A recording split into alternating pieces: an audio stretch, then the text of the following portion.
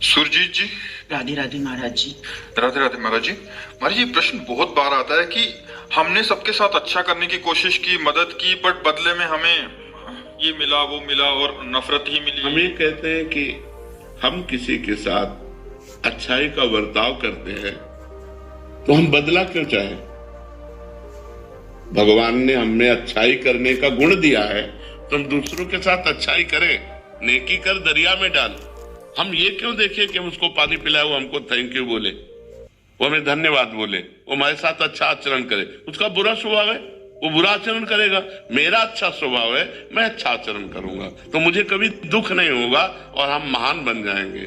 हम लोग इसी में गिर जाते हैं कि हमने इसके साथ अच्छा व्यवहार किया, या हमारे साथ बुरा कर रहा है तो फिर हम उसके साथ बुरा व्यवहार की बात सोचने लगते हैं, तो हम अपनी अच्छाई से गिर जाते हैं।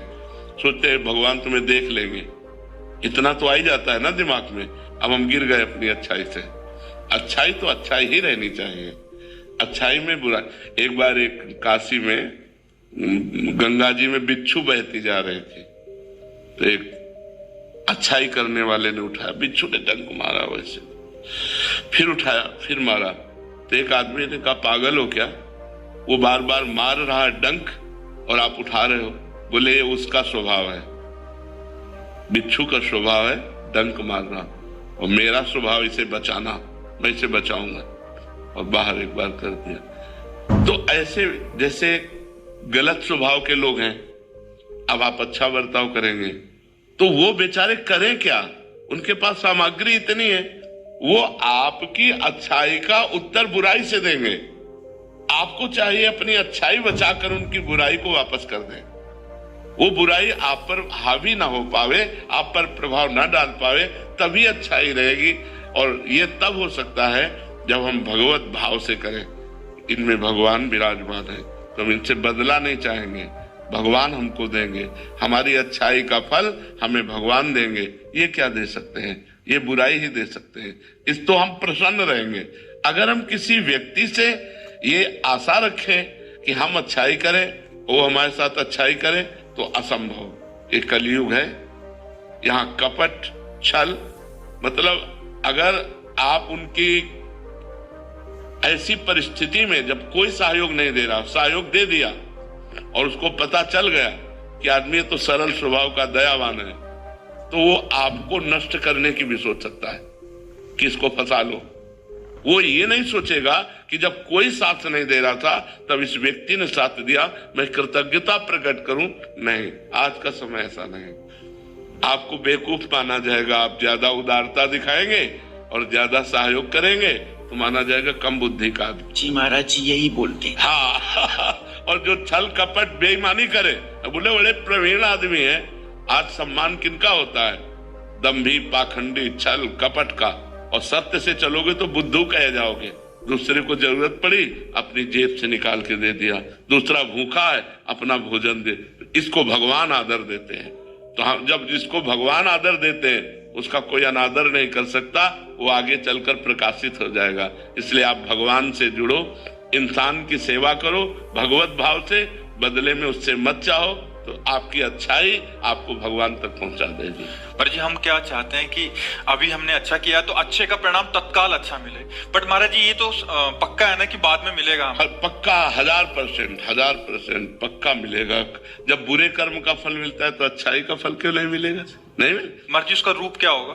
वो इससे अच्छा होगा। जैसे हमने इनको संकट विपत्ति में सहयोग किया, तो हमारे जीवन में संकट विपत्ति जब कभी आएगी तो उस समय भगवान सहयोग करेंगे। और सबसे बड़ी बात होती है, भगवान प्रसन्न हो जाते हैं। और जिस पर भगवान प्रसन्न हो जाते हैं उस पर सुर नर मुनि सब प्रसन्न हो जाते हैं। फिर उसका मंगल ही मंगल होता है, वो कभी समस्याओं में नहीं फंस सकता। देखो हम लोगों की एक अहम वृत्ति है जो इतना तो चाहते हैं कि भले आप हमारे बदले में कुछ ना करें, लेकिन मुंह पर इतनी बड़ाई तो कर दें। इतना कान सुनना चाहते, ये भी हटा दे, ये भी इच्छा हटा दे।